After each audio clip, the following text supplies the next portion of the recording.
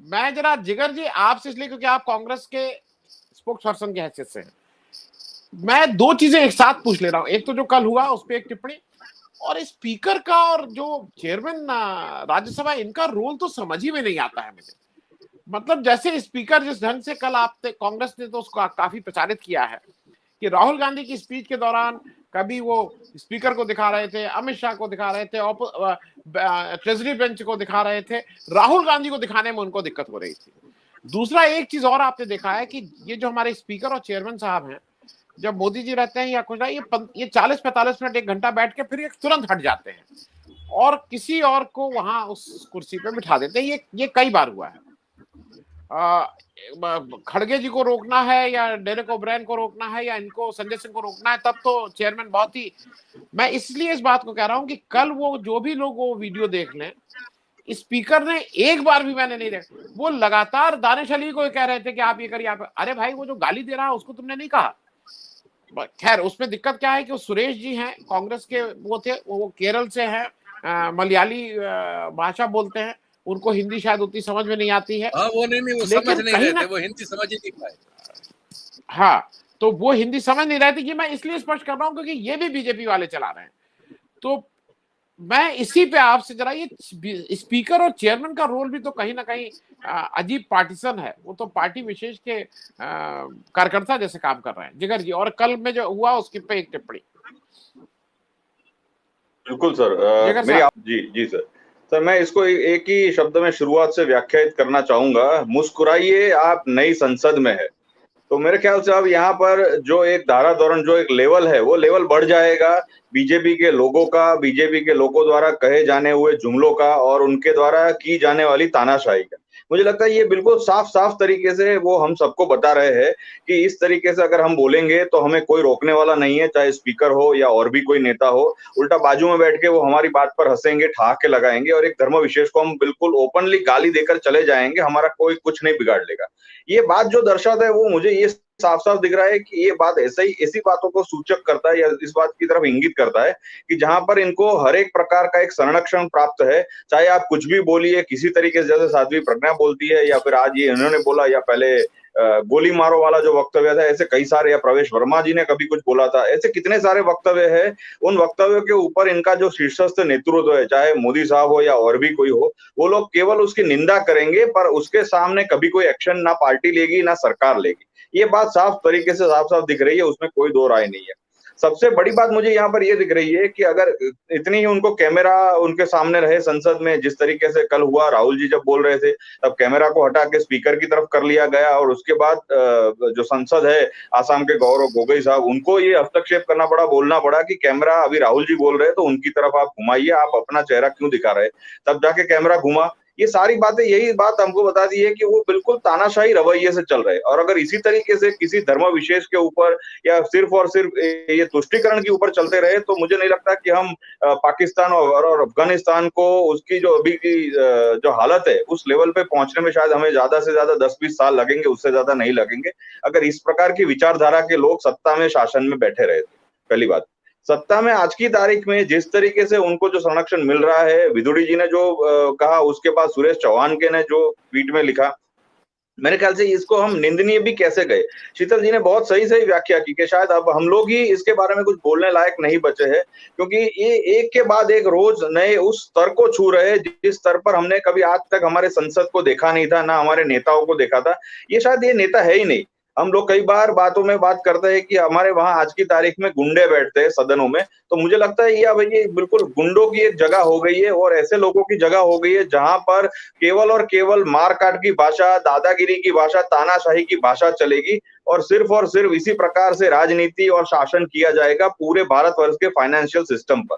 तो ये जो अब आज की तारीख में हालत हो गई है सदन की, वो साफ दिखा रहा है कि अब आने वाले समय में चाहे बीजेपी ने कितना ही एक कारण बताओ नोटिस दिया हो रमेश बिदुड़ी जी को, पर आने वाले समय में उनकी पदोन्नति जरूर होगी और वो आगे और ज्यादा आगे बढ़ेंगे, क्योंकि उन्होंने एक ऐसा काम किया है जो उनके बड़े नेताओं को और शायद आरएसएस की विचारधारा के अनुरूप मेल खाता है। तो मुझे लगता है ये आगे जाके उनको और प्रचारित और प्रमोशन जरूर करेंगे।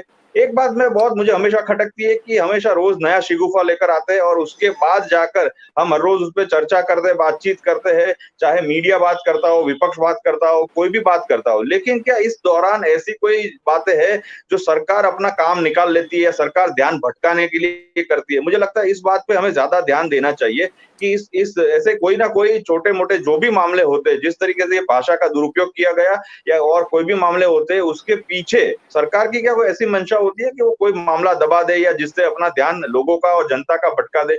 मुझे लगता है कल राहुल जी जिस तरीके से पूरे जितने सारे कुलियों को सुबह मिलने गए थे, पूरे 1 दिन से ये बात चल रही थी कि वो कितने आम आदमी की तरह, सामान्य व्यक्ति की तरह लोगों को मिलते हैं, उनके साथ बात करते हैं, उनकी जो प्रयत्न है वो बिल्कुल उनकी जो समस्या है वो जानने का होता है। तो मेरे ख्याल से ये सारी बात तानाशाह को कहीं न कहीं हमेशा खटकती है और वो कोई नया शिगुफा ज़रूर लेकर आते हैं ताकि पूरा ध्यान वहाँ से भटकाया जा सके।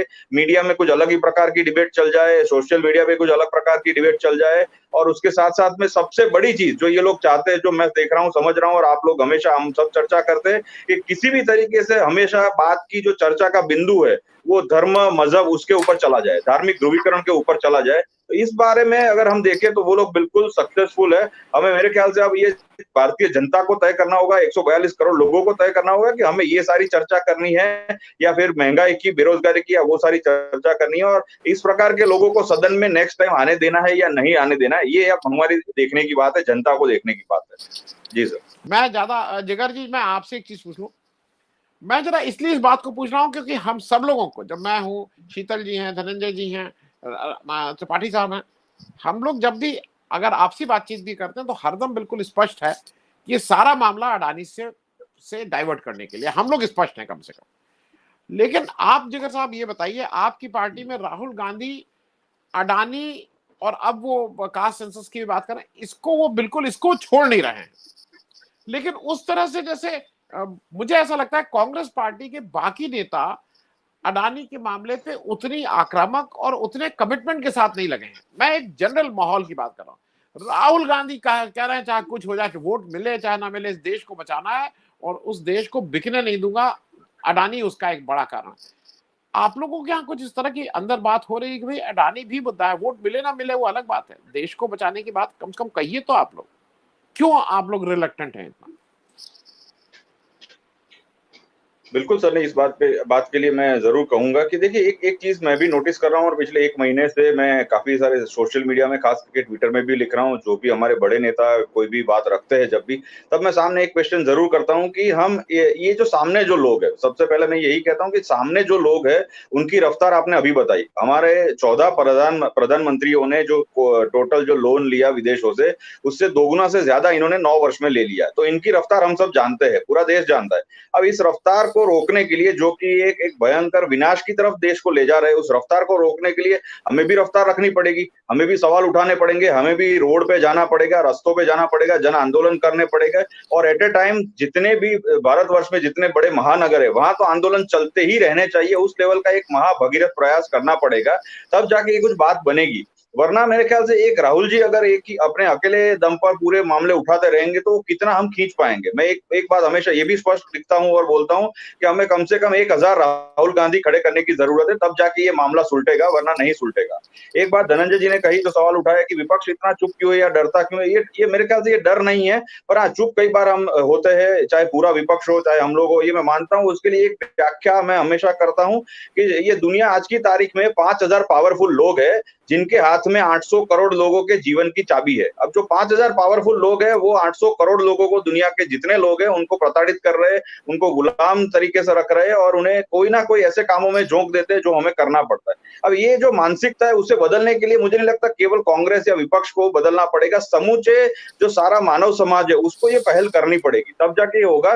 लेकिन हम हमारे आज भारत की बात करें तो भारत आज की तारीख में अभी जातियों में उलझा हुआ है, हम दलित और महादलित की व्याख्याओं में भी उलझे हुए, हमें इन सबसे ऊपर उठना पड़ेगा। मेरे ख्याल से राहुल जी ये बात हमेशा उठाते हैं कि हमें इन सबसे ऊपर उठकर एक ऐसा समाज बनाने की जरूरत पड़ेगी जो समाज बिल्कुल डर विहीन हो, वरना हम आने वाले समाज में या आने वाले समय में भारत को बिल्कुल पाकिस्तान या अफगानिस्तान के तौर पर नीचे जाता हुआ जरूर देखेंगे। ये बात बिल्कुल स्पष्ट साफ रूप से।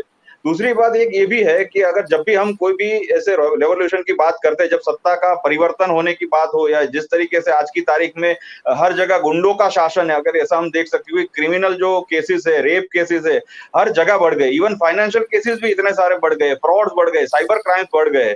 तो बढ़ोतरी किस चीजों में हुई है? बिल्कुल नेगेटिव चीजों में हुई है। और अगर नेगेटिव चीजों में बढ़ोतरी होने के बावजूद भी ये सरकार उसका श्रेय ले सकती है और हमें गुमराह कर सकती है, तो हमें बिल्कुल उसकी दुगनी स्पीड से इन सबको रोकने के लिए आगे बढ़ना पड़ेगा, तब जाके ये बात रुकेगी। वरना मेरे ख्याल से एक बात मैंने कहीं पढ़ी थी कि अगर सड़कें सुनसान हो जाएगी तो संसद आवारा हो जाएगी।